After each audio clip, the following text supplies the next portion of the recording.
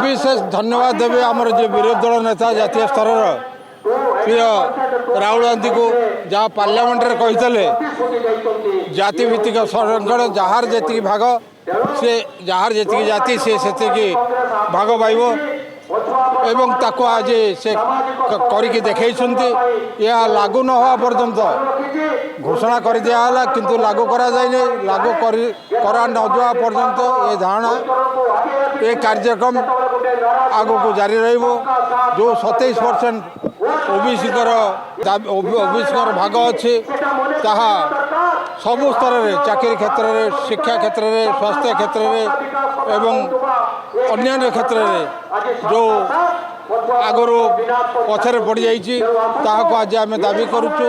यह दाबी न पाइबा पर्यंत आगामी दिन में यह ब्लॉक स्तर पंचायत स्तर में ग्रामांचल स्तर में यह आंदोलन जोरदार हम जे पर्यंत आमर दाबी पूर्ण न हो।